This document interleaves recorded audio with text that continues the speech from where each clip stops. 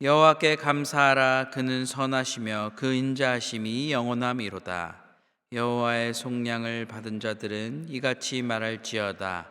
여호와께서 대적의 손에서 그들을 속량하사 동서남북 각 지방에서부터 모으셨도다. 그들이 광야 사막길에서 방황하며 거주할 성읍을 찾지 못하고 줄이고 목이 말라 그들의 영혼이 그들 안에서 피곤하였도다. 이에 그들이 근심 중에 여호와께 부르짖음에 그들의 고통에서 건지시고 또 바른 길로 인도하사 거주할 성읍에 이르게 하셨도다. 여호와의 인자하심과 인생에게 행하신 기적으로 말미암아 그를 찬송할지로다. 그가 사모하는 영혼에게 만족을 주시며 줄인 영혼에게 좋은 것으로 채워 주심이로다. 사람이 흑암과 사망의 그늘에 앉으며 공고와 쇠사슬에 매임은 하나님의 말씀을 거역하며 지존자의 뜻을 멸시함이라. 그러므로 그가 고통을 주어 그들의 마음을 겸손하게 하셨으니 그들이 엎드려져도 돕는 자가 없었도다.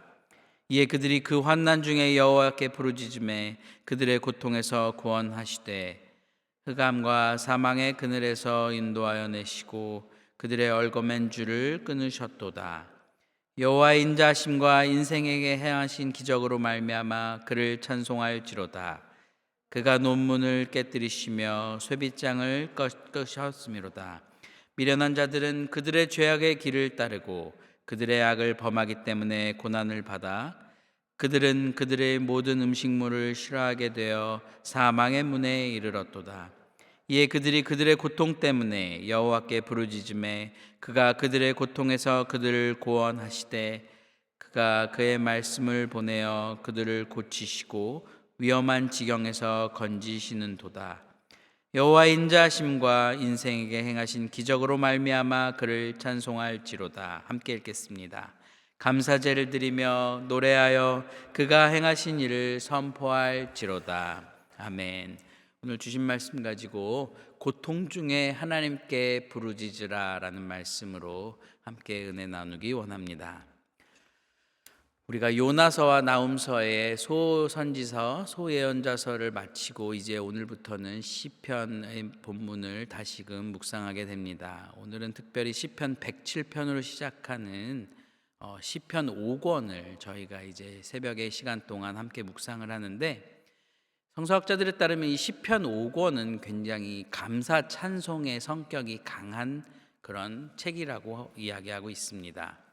실제로 이 5권에 속해 있는 찬송시들에는 찬양하다, 감사하다라는 히브리어 단어가 굉장히 자주 등장을 하고 있는데, 재미있는 것은 오늘 우리가 함께 읽은 107편의 서두인 1절에서 3절에는 분명히 그 감사하다라는 내용이 나오면서 오늘 내용이 시작하고 있는데, 그 뒤의 내용은 들여다보면 내 삶 속에서 감사하지 못함을 경험하게 되는 인생의 다양한 고난의 순간들에 대한 기록이 이어진다는 것입니다.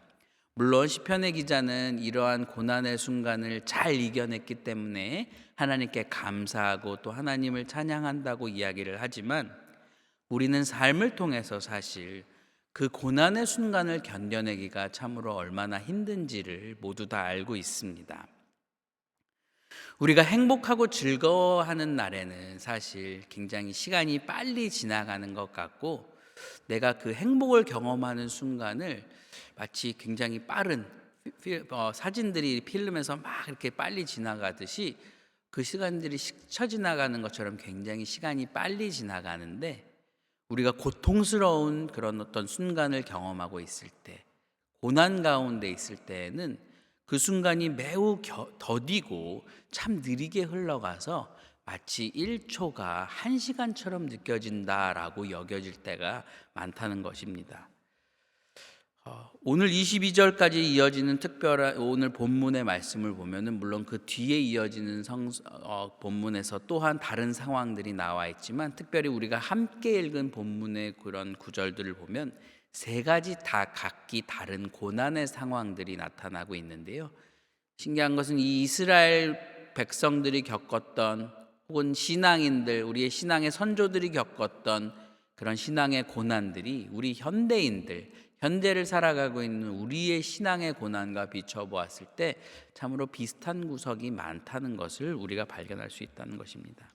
오늘 시편의 그래서 기록자는 우리에게 이러한 고난의 순간에 어떻게 해야 하는지를 우리에게 알려주고 있는데, 그것은 바로 고난의 순간에 하나님께 부르짖어 기도하라라고 우리에게 가르쳐주고 있다는 것입니다. 그래서 저는 오늘 특별히 우리가 함께 말씀을 나누면서 시편의 기록자는 이스라엘 상황을 빗대어서 어떠한 고난의 상황이 우리 가운데 있는지를 살펴보게 하는지를 함께 돌아보기 원합니다. 먼저 오늘 시편의 107편의 기록자는 우리에게 길을 잃고 방황하는 삶의 고난이 있다고 이야기를 합니다. 내가 삶을 살아가는 가운데 굉장히 열심을 다해서 살아가고 최선을 다해서 살아가고 하루하루 몸이 부서져라 살아가는데 왠지 내 삶은 목적이 없는 것 같은, 방향을 잃은 것 같은, 그래서 내가 무엇을 위해서 이렇게 열심히 살아야 하는지를 회의하게 되는 그런 순간들을 경험하는 방황과 고난이 있다는 것입니다.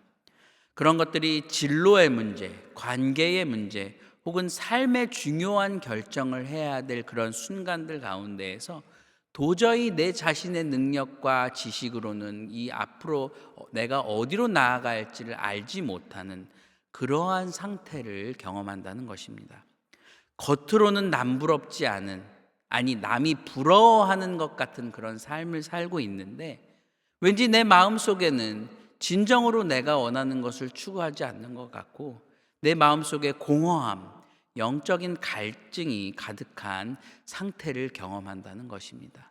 또 방향을 잃었을 때는 내가 하나님을 믿는다고 입술로 고백은 하지만 정작 하나님이 내 삶을 인도하심을 그런 내가 삶에서 경험하고 있는가, 느끼는가 하고 나 자신에게 고백했을 때 선뜻 그런 대답이 나오지 않는다는 것입니다. 저는 이러한 고난이 개인이 삶을 살아가면서도 충분히 겪을 수도 있지만 또한 내 가족들, 부모, 배우자, 자녀들 간의 문제에서 어쩌지 못하면서 무기력과 막막함을 경험하는 분들 또한 참으로 어디로 가야 할지 모르겠다라는 이 고난, 이 고민을 많이들 경험하시는 것을 보게 됩니다. 이 고난의 특징은 어디로 가야 할지 모르기 때문에 결국 내 삶 속에서 계속해서 불안함을 느낀다는 것입니다. 사람들은 차라리 내가 이쪽 방향으로 갔으면 좋겠다고 속 시원하게 말해줬으면 그 방향이 틀리더라도 덜 불안해해서 차라리 그 방향으로 가겠다고 그렇게 믿으면서 하나님 말고 이 세상에서 정말 다른 많은 것들을 기대고 그것에 의존하는 모습을 우리가 보게 되는 것입니다. 그런데 광야에서 길을 잃고 굶주리는 이스라엘 백성을 향해서 그들이 하나님께 부르짖어 기도했을 때 하나님께서는 다음과 같이 역사하심을 우리가 보게 되는 것입니다. 7절에 보면은 또 바른 길로 인도하사 거주할 성읍에 이르게 하셨도다.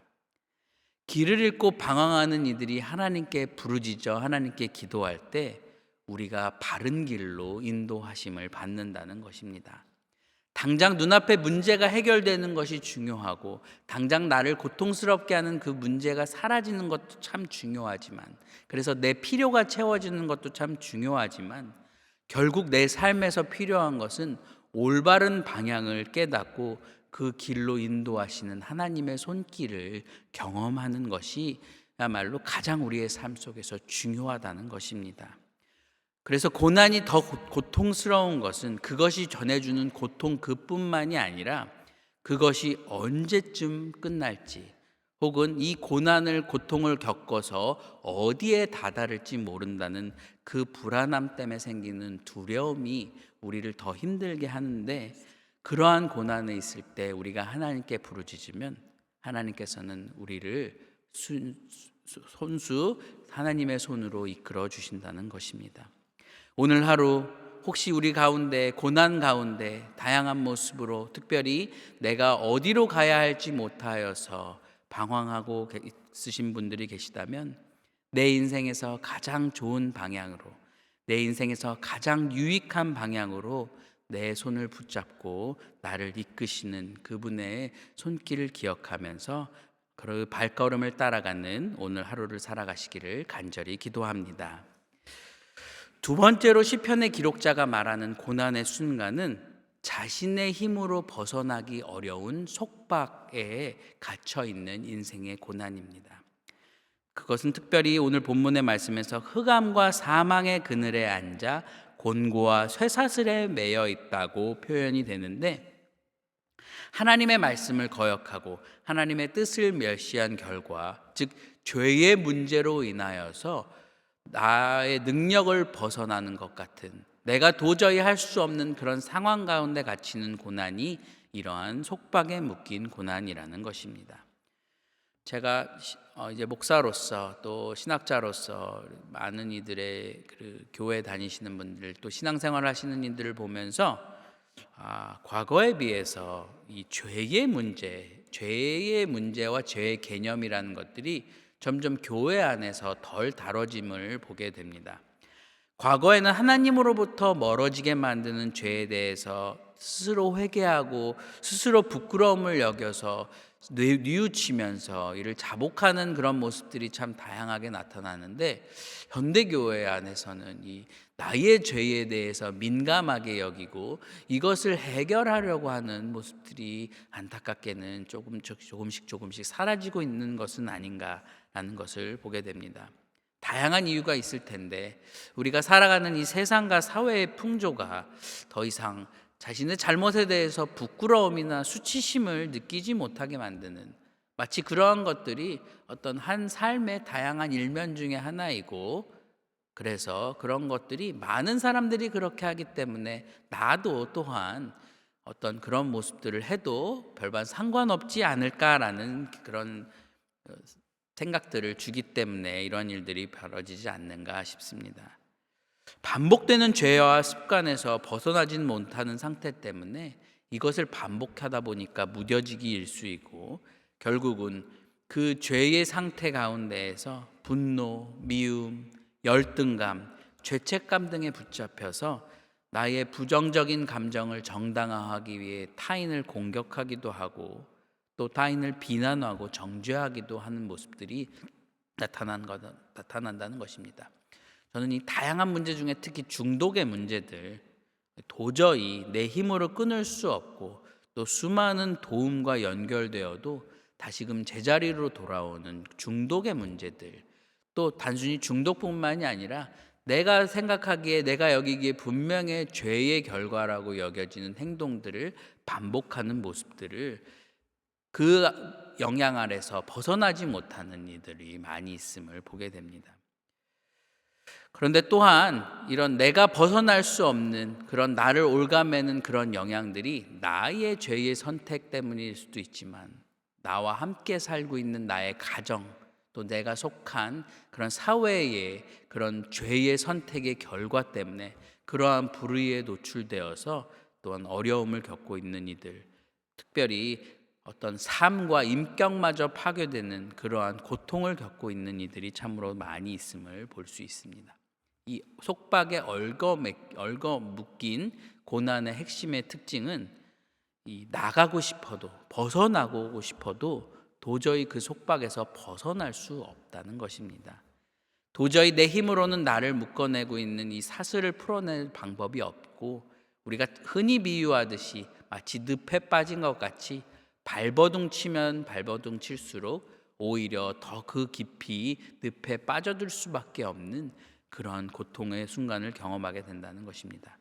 그런데 그러한 고난을 겪고 있는 이들이 하나님께 부르짖을 때 하나님께서는 이렇게 도와주신다고 시편의 기자는 이야기합니다. 14절, 흑암과 사망의 그늘에서 인도하여 내시고 그들의 얽어맨 줄들을 끊으셨도다. 제가 앞서 중독의 문제를 말씀드렸는데요, 여러분, 중독과 집착을 구분하는 기준이 있는데요, 중독에는 다양한 종류가 있지만 그것이 집착과 다른 이유는, 중독은 어떠한 대가를 치러서라도, 또 그것이 나에게 큰 피해와 돌이킬 수 없는 결과를 겪어야 함을 알고 있음에도 불구하고 그 중독된 행위를 지속하려고 할 때 우리는 그 상태를 중독이라고 부른다는 것입니다.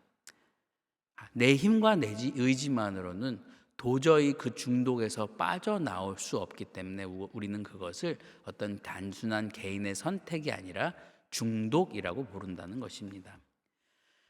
이 아침 내가 혹은 나와 가까운 이들이 삶에서 그러한 그를 둘러싼 굴레를 경험하는 것을 보고 있고, 그것으로 인하여서 아픔을 경험하고 있고, 그것으로 인하여서 고통을 당하고 계시다면 그들을 해방시키시고 또 나를 해방시키시고 속박에서 끊어내시는 하나님의 깊은 은혜를 경험하며 건져내시는 하나님의 손길을 발견하시는 하루가 되시기를 간절히 기도합니다.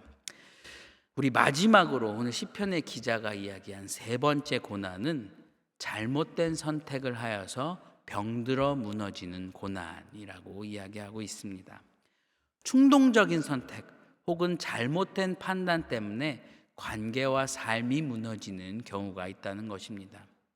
오랫동안 그 주위 사람들은 그렇게 살면 안 돼, 이러한 행동들을 반복해서는 안 돼라고 경고를 줬지만 그 경고를 무시하고 그 앞으로 계속 나아가다가 위기를 맞은 상황이 있다는 것입니다. 오랫동안 지속된 나와 내 가족을 파괴하는 행위, 탐욕이나 거짓, 음주와 도박, 불성실의 문제 등으로 인하여서 자신과 가족에게 큰 상처를 주는 삶을 반복하면서 그 자신뿐만이 아니라 그 주위에 있는 사람들 또한 이러한 고통의 결과에, 죄의 선택의 결과에 노출되어서 고난을 겪는다는 것입니다. 마음속으로는 죄책감과 후회를 느끼는데 문제는 이러한 상황을 끊어내지 못하고 계속 반복을 하니까 나는 이것밖에 안 되는 사람인가 보다 하고 오히려 자기 자신을 포기하기도 하고, 우리 젊은 세대들의 또 이런 말들이 굉장히 많더라고요. 이번 삶은 망했다. 이번 삶은 끝났다. 돌이킬 수 없는 어떤 그런 지점에 있다고 느끼면서 자기 자신을 포기하는 그런 모습들까지 볼 수 있다는 것입니다. 그래서 이 고난의 핵심은 나의 선택 때문에 무너졌다는 것, 그 자책감과 그 후회와 죄책감이 자기 자신을 더 깊은 수렁으로 인도한다는 것입니다. 내 스스로가 선택한 죄의 결과이기 때문에 누군가에게 하소연할 수도 없고 감히 다 드러낼 수도 없고 또 누군가를 비난할 수 없는 상태에서 조용히 모든 것을 포기하고 나를 갉아먹는 그런 고통을 겪는다는 것입니다. 그런데 하나님은 그런 그들을 정죄하지 않으시고 그들이 고난 가운데 하나님께 기도할 때 그들의 기도에 응답하신다고 오늘 말씀은 이야기하고 있습니다. 20절, 그가 그의 말씀을 보내어 그들을 고치시고 위험한 지경에서 건지시는도다. 오늘 좀 말씀을 정리하겠습니다. 제가 최근에 읽고 있는 또 다른 책 중에 김동일 목사님의 예수로 기도하기, 부제 기도를 다시 시작하려는 당신에게라는 책을 제가 읽고 있는데요. 그 책에서 고난당한 자의 목소리에 반응하시는 하나님이라는 그런 장이 있습니다. 그런데 그곳에서 이 저자가 프랑스 사회학자이자 신학자인 자크 엘윌이라는 사람의 글을 소개하는데, 이름은 기억하실 필요는 없는데 제가 한번 읽어드리는 부분들이 혹시 동의가 되시는지 안 되시는지 한번 생각해 봤으면 좋겠습니다. 사람들이 기도하지 않을 철학자, 사회학자, 신학자는 기도를 주제로 해서 훌륭한 이론들을 내놓을 수 있다. 그러나 사람들이 기도하지 않을 때 그것은 아무런 의미도 가지지 못한다. 달리 말하자면 기도는 그 자체로는 존재하지 않으며 인지하고 확인할 수 있는 실체가 되지 않는다는 점을 알아야 한다. 오직 기도하는 사람에게만 존재할 뿐인 것이다. 그것이 기도의 유일한 실제이다. 우리가 아무리 고난 중에 하나님께 부르짖으며 기도했더니 그들을 고통에서 건지셨도다라고 머리로만 알고 있다고 기도하지 않는다면, 그 건져내심을 그래서 우리의 삶 속에서 경험하지 못한다면, 우리가 이 기도에 대해서 알고 있는 유익, 기도가 우리의 삶에 미치는 영향들을 아무리 알고 있어도 그것을 우리의 신앙 가운데 경험할 수 없다는 것입니다. 그래서 그런지 이 김동일 목사님은 5장 아까 말씀드렸던 그 챕터의 부제목을 이렇게 지으셨습니다. 기도하는 사람만이 기도가 우리가 상상하는 것 그 이상을 경험한다. 오늘 이 새벽 기도를 통하여서 이 무릎을 꿇고 하나님께 드리는 이 새벽 제단 가운데 저마다의 간절함을 가지고 오늘 이 자리에 오셔서 함께 기도하실 텐데, 우리의 부르짖음에 응답하시는 하나님을 경험하면서 또 오른 하루를 하나님의 은혜 가운데 살아가시는 여러분과 제가 되기를 간절히 기도합니다. 함께 기도하시겠습니다. 사랑해 주 하나님, 감사합니다. 때로는 우리가 삶을 살아가면서 내가 선택한 혹은 내가 선택하지 못한 고통과 고난의 순간 가운데 신음하며 하나님의 도우심을 간절히 부르짖을 때가 많음을 우리의 입술로 고백합니다. 그 가운데 우리가 드리는 모든 기도들이 절대로 하나님께서 멀어지고 하나님께서 듣지 아니하시는 것이 아니라 하나님 그 기도를 모두 알고 계시고 우리의 삶을 통하여서 그 기도를 응답하심을 온전히 우리의 오늘의 삶 가운데 경험할 수 있도록 인도하여 주시옵소서. 이 모든 말씀 살아계신 예수 그리스도의 이름으로 기도합니다. 아멘. 하늘에 계신 우리 아버지여, 이름이 거룩히 여김을 받으시오며 나라가 임하시오며 뜻이 하늘에서 이루어진 것 같이 땅에서도 이루어지이다. 오늘 우리에게 일용할 양식을 주시옵고 우리가 우리에게 죄 지은 자를 사하여 준 것 같이 우리 죄를 사하여 주시옵고 우리를 시험에 들게 하지 마시옵고 다만 악에서 구하시옵소서. 나라와 권세와 영광이 아버지께 영원히 있사옵나이다. 아멘. 오늘 함께 갖고 오신 많은 기도 제목으로 기도하실 때 또한 이 공동 기도 제목으로 기도해 주시면 감사하겠습니다. 그리스도의 제자를 만들어 세상을 변화시키는 교회가 되도록, 또 오늘 저녁에 있을 수요 예배를 위하여서 마지막으로 많은 이들의 치유와 회복을 위하여서 함께 기도하기 원합니다. 기도하시겠습니다. 참으로 고마우신 하나님, 감사합니다. 이른 아침 우리를 잊지 않으시고 주님의 자리로 불러주셔서 말씀 가운데 기도 가운데 살아계신 하나님을 만나게 하시니 감사합니다.